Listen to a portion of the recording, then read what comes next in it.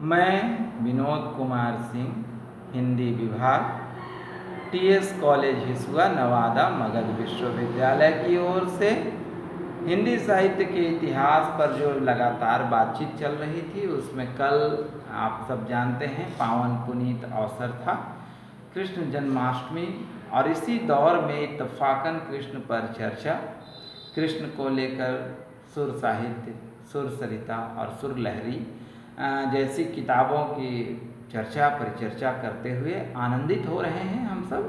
कारण यही है क्योंकि कल ही हम लोग कृष्ण जन्माष्टमी मनाए हैं, आज भी है लेकिन छुट्टी के अनुसार कल घोषित हुई, इसीलिए कल हम लोगों का एक विशेष अवसर था कृष्ण के जन्म को लेकर।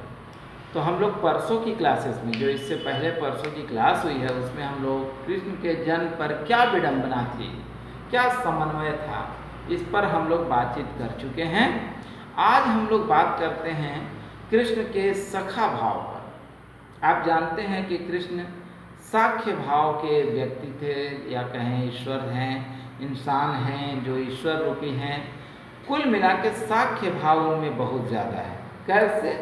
आप देखिए, माँ को, यशोदा को उन्होंने माँ मान ली, माँ के साथ उनका दोस्ताना संबंध है, मार पीट, नखरे, जोर जबरदस्ती, आप देखेंगे कि बहुत जिद, बहुत गुस्सा, सब कुछ माँ भी करती है, पुत्र भी नाराज होता है। कुल मिलाकर एक सखा भाव इसमें मौजूद है। आइए आप देखिए, नंद नगरी में नंद जैसे जो प्रधान हैं उस एरिया के, उनके पुत्र होने के बावजूद कृष्ण किसके साथ खेलते हैं? तो वो छोटे छोटे ग्वाल बाल हैं जिनके साथ उनका खेल है।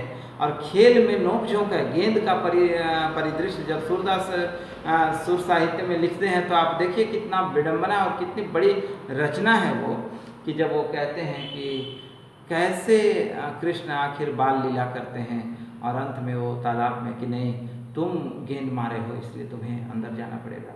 और अंतोगत वह होता यूँ है कि कृष्ण को जिद में ला करके बच्चे, और अंतोगत उन्हें बाध्य किया जाता है, और फिर कृष्ण उसी यमुना में कूद जाते हैं और गेंद लाने के लिए जान जोखिम पे डाल लेते हैं।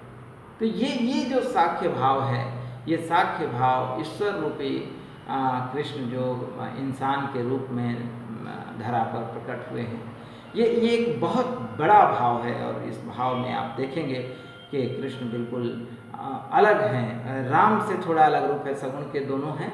लेकिन आपको मैं पिछली क्लासेस में बात करते हुए बताया था कि राजा का जो एक परिदृश्य है, जो राजमहल की एक सुख सुविधा और सौंदर्य है, उसका अलग मैटर है। राम बसंते की आदर्श और बहुत ही कर्तव्यनिष्ठ हैं। आप देखें कि जब गुरुकुल में थे तो वही राम लकड़ी भी काट रहे थे और वही राम सब सेवा कर रहे थे। लेकिन यहाँ आप देखेंगे कृष्ण को कि कृष्ण साख्य भाव में इतना लीन थे कि वो दूध भी बेचते थे, चूड़ी भी बेचते थे, दही भी बेचते थे, और फिर इतना ही नहीं, राधा के साथ भी एक दोस्ताना संबंध था। भले ही बाद में वो प्रेम का रूप ले लिया, लेकिन शुरू में दोस्ताना संबंध था। आप देखेंगे कि उनका जो साख्य भाव है वो इतना ही नहीं, उद्धव के साथ भी, दाऊ के साथ आप देखेंगे कि एक भाई का रिश्ता तो है ही है, बड़े भाई हैं दाऊ, फिर भी एक दोस्ताना संबंध है, एक सखा का संबंध है। और ये सखा का संबंध केवल उतना ही नहीं, कहा जाता है, भले ही ये हो सकता है कि ये काल्पनिक हो, क्योंकि इसकी पुष्टि नहीं है, और साहित्य में बहुत चीज़ें कल्पना पे भी आधारित होती है, कि आपको कहा जाता है कि सूरदास की बड़ी तमन्ना थी कि मैं जिस ईश्वर की इतनी आराधना कर रहा हूँ, उन्हें एक बार ज़रूर देख सकूँ, एक बार मैं अपने आँखों से उनको निहार सकूँ। ईश्वर एक बार प्रकट हो गए, श्री कृष्ण आ गए और कहे कि क्यों सूरदास तुम इतने वो क्यों कर रहे हो? तब उन्होंने कहा कि नहीं, मैं आपको देखना चाहता हूँ, क्योंकि आप ही अगर कन्हैया हैं तो कैसे हैं आप? तो सूरदास की आँखें पुनः ज्योतिमय हो गई और कृष्ण को देखकर छवि को ले लिया, और फिर सूरदास अनुरोध किए, मांगो, क्या मांगते हो, मांग कर देखो। सूरदास ने एक मांग की, प्रभु इतनी सुंदर छवि को इन्हीं आँखों में रहने दें, इसलिए इन आँखों को जैसा ही था, जैसी आँखें रही हैं वैसे ही बना दीजिए। यानी पुनः मुझे सूरदास की पदवी के साथ ही रहने दें, क्योंकि ये छवि मैं अपनी आँखों से लुप्त नहीं होने देना चाहता। ये हो सकता है कि काल्पनिक हो, लेकिन एक बहुत इम्पोर्टेंट भावनात्मक और निश्चित रूप से मन को सुख पहुंचाने वाली चीज़ है। और वैसे कृष्ण जो सखा के रूप में इतने प्रचलित हैं कि अंतोगत गोप ग्वालिनों के साथ भी उन्होंने इतना अटखेलियाँ की हैं कि उन अटखेलियों में आप कह सकते हैं कि आज का अगर लड़का या उस तरह का कोई बालक अगर कर दे तो बहुत बड़ा उसको आवारा और छेछा कहा जाने लगेगा।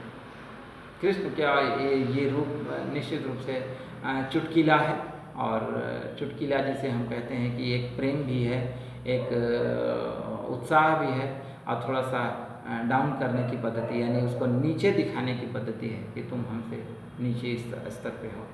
श्री कृष्ण वही करते हैं। गोप ग्वालिनों की ग्वालिनी नहा रही हैं और कपड़े लेकर भाग जाना, आज का कोई युवा ऐसा कर देगा तो शायद उससे बचना मुश्किल है, थाने प्रभारी बुला लेंगे वगैरह वगैरह। लेकिन कृष्ण का एक अलग रूप है और वो भावनात्मक जुड़ाव है। केवल कपड़ा लेकर भागना नहीं है, बल्कि वो एक प्रेम है, एक लगाव है, साख्य भाव है। इन सखा के रूप में कृष्ण बहुत आगे हैं। इस पर विशेष बातचीत हो सकती है, लेकिन आप सब जानते हैं कि रिकॉर्डिंग लंबा होने के बाद अपलोड होने में बहुत दिक्कत हो जाती है। इसलिए आज के लिए संक्षिप्त में और इतना ही, और चीज़ें आप लोग ज़रूर इन 3 किताबों में देख लें, पढ़ें, और कोर्स में जो सूरदास लगे हुए हैं उतना बहुत है, उतना पर टारगेट करेंगे तो परीक्षा के लिए बहुत अच्छा हो जाएगा। और मेरा लक्ष्य यही होता है कि हम लोग जब भी कुछ करें तो तीनों ईयर को लेकर चलें, फर्स्ट ईयर, सेकेंड ईयर और थर्ड ईयर।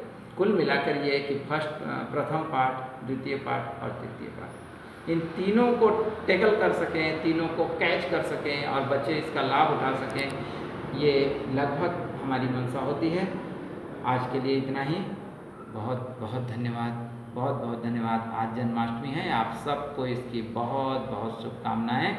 आप सब बहुत अच्छे से पूजा पाठ करें, उत्साह मनाएं, लेकिन कोरोना के दौर में निश्चित रूप से थोड़ी सी डिस्टेंसिंग यानी दूरी बनाकर, मास्क और ग्लव्स और सैनिटाइज के साथ साफ सफाई का ध्यान रखें, और घरों में रहें, बाहर के प्रसाद न सेवन करें, घरों में हलवा वगैरह बनाएं और फल वगैरह धोकर खाएं, और बहुत साफ सफाई के साथ जीवन बिताएं, क्योंकि पूजा पाठ है, उत्साह मननी चाहिए, लेकिन कोरोना का पूरा ध्यान रहना चाहिए, क्योंकि ज़िंदगी है तभी सब कुछ है।